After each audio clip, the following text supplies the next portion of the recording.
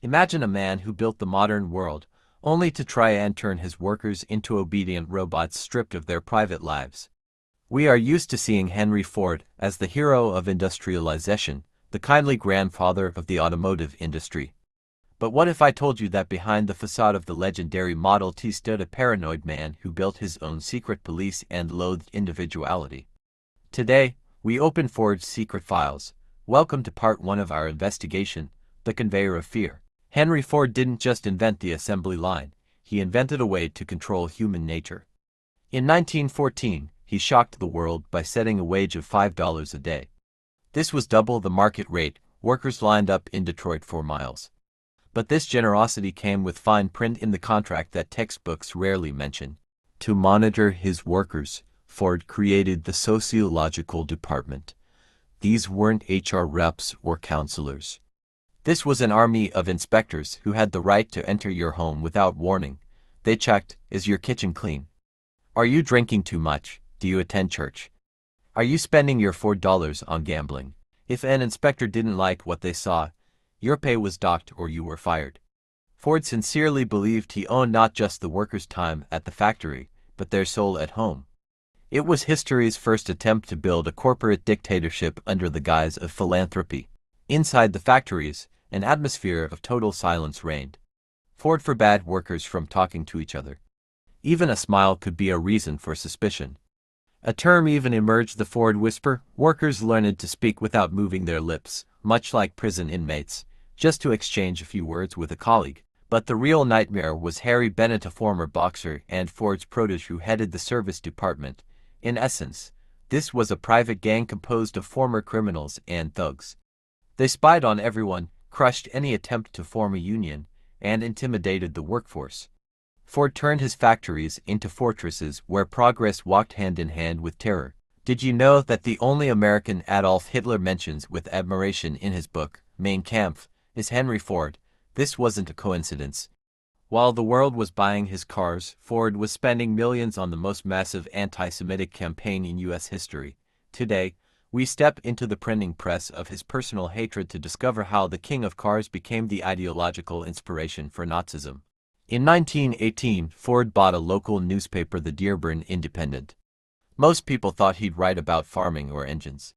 Instead, for 91 issues, the paper published anti-Semitic articles under the general heading The International Jew. Ford didn't just believe in conspiracy theories, he became their main megaphone. He reprinted and distributed across America the infamous Protocols of the Elders of Zion, which were known even then to be a forgery. For Ford, everything he disliked, from labor unions and jazz music to short skirts and the financial system, was the result of a secret plot. His influence was terrifying. 1. Circulation. The newspaper was sent to every Ford car beer. By the 1920s, its circulation reached 900,000 copies. 2. Germany. A life-size portrait of Ford hung in Hitler's Munich office. Hitler called him his inspiration and borrowed entire paragraphs from Ford's articles for his speeches. 3. The award. In 1938, Nazi Germany awarded Ford the Grand Cross of the German Eagle, the Reich's highest honor for foreigners. Ford accepted it with pride. The tragedy of Henry Ford is that he created a machine to bring people together, yet used his fortune to tear them apart. He gave the world mobility, but simultaneously fueled the fire that would soon consume Europe in the flames of the Holocaust. Have you ever wondered what a son feels when his own father slowly destroys his will, his dignity, and ultimately, his life? Henry Ford wasn't just a tough boss, he was a domestic tyrant who drove his only heir to an early grave. Today, we see Ford Motor Company from the inside, through the blood of beaten workers and the tragedy of the Ford family. This is part 3 of our investigation, Shattered Dreams. By the 1930s, Ford had turned into a paranoid recluse. His primary confidant wasn't his son, Edsel, but Harry Bennett, a former boxer and head of the service department. While Edsel tried to modernize the company and establish a dialogue with the workers, Henry and his lapdog Bennett were building a literal fascist structure within the factories. This event forever erased the image of the kind industrialist. When union leaders tried to peacefully distribute leaflets to workers on an overpass near the River Rouge plant, Bennett's thugs attacked them. They beat people in front of photographers, threw them downstairs, and kicked them. Ford approved of this. He claimed unions were a trap and said he would sooner close all his plants than allow workers to organize. But the most horrific battle took place within the family. Edsel Ford, a talented designer and a gentleman, was president of the company in name only. Henry publicly humiliated his son in front of subordinates, vetoed his decisions, and encouraged Bennett to spy on him. When Edsel suggested hydraulic brakes, which all competitors already had, Henry mocked him. When Edsel tried to introduce modern design, his father called it nonsense for weaklings. The psychological pressure and constant bullying from his father broke Edsel's health. He developed ulcers and later stomach cancer. In 1943, at the age of 49, Henry Ford's only son passed away. At the funeral, Henry stood with a stone face, but in private, he blamed his son's weakness for his demise. He literally consumed his own child to maintain absolute power over his empire. What happens when a billionaire with a God complex decides to challenge nature itself? In the 1920s, Henry Ford bought a piece of the Brazilian jungle the size of a small country to build an ideal America.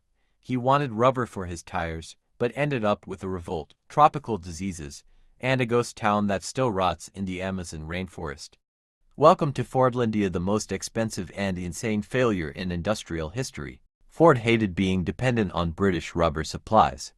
His solution? Build his own city in the heart of the jungle. But Fordlandia wasn't just a plantation. It was an attempt to clone a small Michigan town in the tropics. He forced Brazilian workers to live by his rigid rules: food, no local cuisine allowed.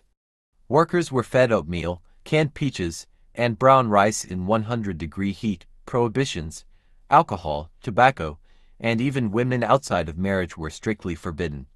Ford's inspectors patrolled the area, checking the moral character of the workers. Schedule: Ford made people work under the scorching sun on an American 9 to 5 inches schedule, ignoring the fact that it's impossible to be outdoors during those hours in the jungle. Nature struck back. Ford, thinking he was smarter than botanists, ordered trees to be planted too close together. The result: a fungal epidemic and a caterpillar infestation wiped out the plantations in months. The workers, driven to madness by the diet and surveillance, eventually revolted. In 1930, they trashed the cafeteria, threw Ford cars into the river, and forced American managers to flee into the woods. Ford spent roughly $20 million on this project, over $300 million in today's money, but never received a single gram of usable rubber for his cars. The most ironic part: Henry Ford himself never once visited his jungle paradise. He managed it from Michigan like a petulant child playing with toy soldiers, while people died of malaria and hunger in pursuit of his utopia. At the end of his life, Henry Ford became a shadow of his former self, a lonely, embittered old man in an empty castle, losing control over both his empire and his family. The man who wanted to change the world ended up nearly destroying his life's work through pure stubbornness. Today, we step behind the closed doors of the Fairlane estate to witness the finale of this dark saga. What remains of greatness when the dust finally settles? By the early 1940s, Ford Motor Company was in a freefall. While competitors like GM and Chrysler were innovating, Ford continued to believe the world had stood still in the 1920s. He refused to change designs, refused new technology, and worst of all, refused to step down. After his son Edsel died in 1943, Henry, then 80 years old and a survivor of multiple strokes, officially took the helm once again. It was a disaster. He often forgot where he was, suffered from hallucinations, and trusted no one but Harry Bennett. The U.S. government even seriously considered nationalizing Ford's plants, as the owner's mental state was hindering military production during the war. Salvation came from an unexpected source. Clara Ford, Henry's wife, who had silently endured his temperament for decades, finally spoke up. Seeing Henry trying to hand power to his lapdog Bennett instead of their grandson, Henry Ford II, she issued an ultimatum: either you hand the company to our grandson, or I divorce you and sell my shares. For a man obsessed with control and family values, the shame of a divorce was unthinkable. He surrendered. On April 7, 1947, the Car King died during a local flood. The power had gone out at his estate, and he passed away by candlelight just as he had been born, before the era of electricity and engines that he himself had made universal. Henry Ford's legacy is a scar on 20th century history. We remember him for the 8-hour workday and the affordable car. But we have no right to forget his hatred, his personal cruelty, and his attempts to turn human beings into gears in a machine. He was a genius who didn't love humanity. He gave us speed, but he stripped many of their dignity. Ford's story is a permanent reminder that progress devoid of empathy always evolves into tyranny.